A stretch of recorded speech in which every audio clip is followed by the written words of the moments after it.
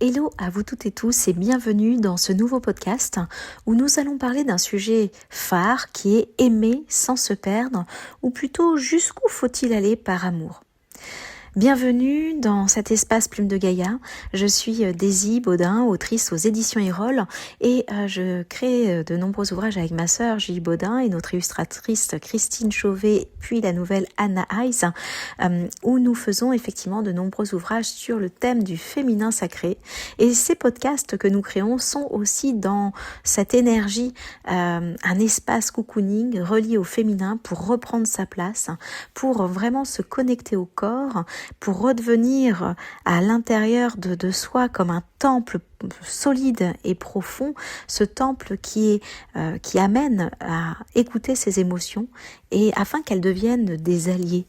Je suis également accompagnatrice dans le sujet du féminin sacré et également je réalise des séances de libération émotionnelle. Revenons sur notre sujet du jour, aimer sans se perdre, ou plutôt jusqu'où faut-il aller par amour? Est-ce que tu crois que l'amour demande des sacrifices? Ou plutôt, est-ce que ça demande aussi de renoncer à soi?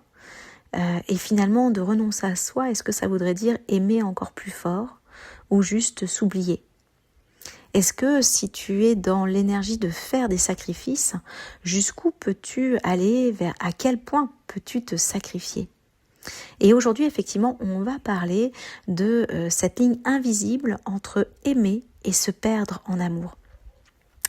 C'est vraiment un sujet de fond qui me tient à cœur parce que justement, parfois, on peut couvrir dans notre société que si on se sacrifie, que c'est noble et que c'est un amour puissant.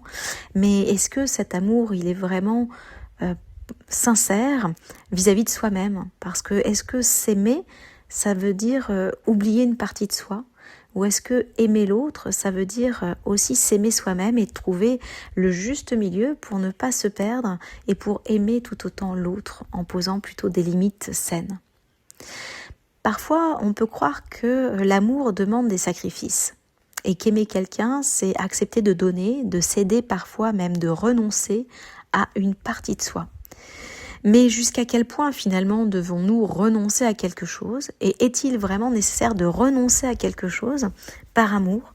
Ou sommes-nous capables d'aimer en posant nos limites et en acceptant que l'autre puisse nous s'aimer aussi avec nos limites? Et finalement, est-ce que se taire pour éviter un conflit, c'est aussi aimer? Ou au contraire, assumer sa position, son pouvoir intérieur, son engagement d'amour de soi peut être aussi une forme d'expression juste, pure et sincère qui permet finalement de se faire aimer par l'autre à sa juste place, à sa juste vibration. Est-ce que mettre ses propres besoins de côté, c'est une preuve d'amour? Ou finalement c'est simplement un oubli de soi qui tôt ou tard reviendra en effet boomerang dans je me suis oubliée et l'appel de l'âme qui dit j'ai besoin d'être écoutée, j'ai besoin d'exprimer celle que je suis ou celui que je suis. Et donc du coup on va avoir à un moment donné un décalage entre ce que l'on a voulu faire croire à l'autre ou ce qu'on a voulu véritablement exprimer à l'autre et où finalement s'oublier est un effet boomerang qui peut être très destructeur par la suite. Parce qu'on a souvent appris que l'amour devait être intense, total, presque absolu, une dévotion véritablement profonde, puissante vis-à-vis de l'autre. Et c'est souvent le fruit de la femme, de la dévotion de la femme par rapport à l'homme, mais ça peut être aussi dans l'autre sens, des hommes qui vont se dévouer corps et âme à leur femme, ou à un autre être, homme ou femme d'ailleurs. Et où finalement à un moment donné la personne s'est accrochée, s'est battue pour ne pas abandonner, pour ne pas perdre l'autre, par peur de se retrouver peut-être seule ou par peur d'être abandonnée, d'être oubliée, d'être rejetée. Finalement, ce sont là les peurs qui parlent et non l'amour de l'autre ou l'amour de soi-même, et ce qui est l'opposé véritablement de l'amour. La peur est l'opposé de l'amour.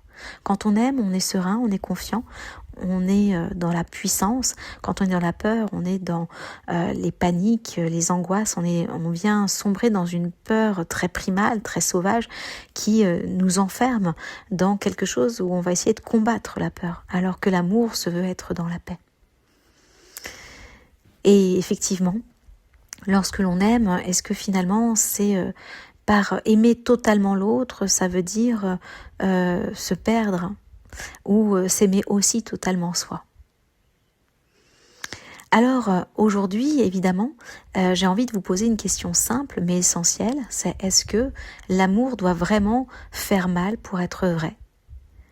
Ou plutôt, est-ce qu'aimer, c'est se sacrifier aussi? Ou est-ce qu'au contraire, le véritable amour commence là où le sacrifice de soi s'arrête? Et c'est là toute cette frontière fragile entre aimer et se perdre.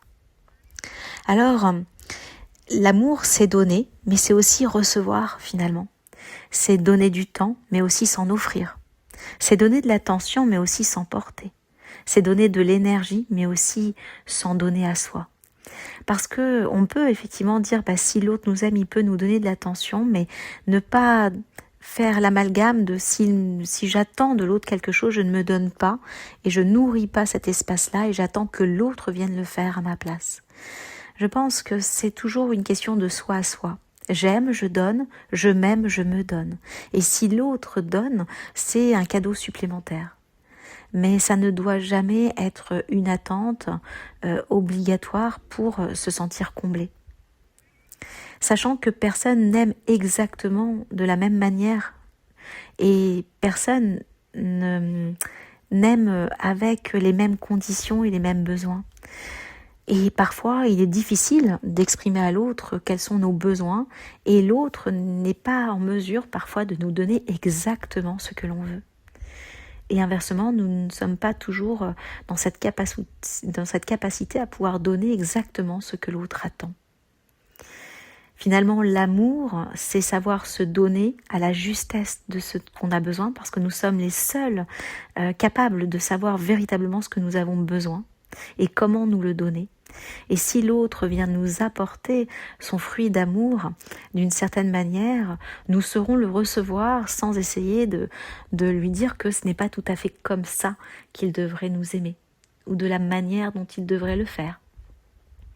Finalement, aimer sans se perdre, c'est s'aimer complètement, offrir à l'autre ce que l'on a envie d'offrir, et à ce moment-là, on ne se perd plus, mais tout devient un cadeau supplémentaire, une ode à la vie, et finalement un amour sain, serein, productif, puissant, qui peut nous amener à un épanouissement profond, et où il n'y a pas d'attente, mais il y a finalement tout à découvrir et tout à recevoir dans la surprise et sans exigences particulières. Je vous laisse avec ces réflexions. Si vous avez envie d'en parler, n'hésitez pas à me retrouver sur ma page daisy.baudin. Je serai ravie d'échanger avec vous sur ce thème de l'amour. N'hésitez pas, si vous avez besoin d'aller en comprendre un peu plus le sens personnellement, je réalise des accompagnements dans ce thème du féminin sacré et de l'amour de soi pour vraiment s'épanouir et ne plus être dans l'exigence, mais au contraire dans l'acceptation et dans le fait d'aimer totalement sans condition. Là où c'est finalement le plus dur, puisque nous aimons conditionner notre amour pour l'autre ou demander à ce que l'autre nous aime d'une certaine manière, alors que si nous acceptons de renoncer à des exigences, finalement nous laissons la porte ouverte au don et à la surprise, plutôt que à l'exigence et à la droiture, et peut-être parfois à la rigidité.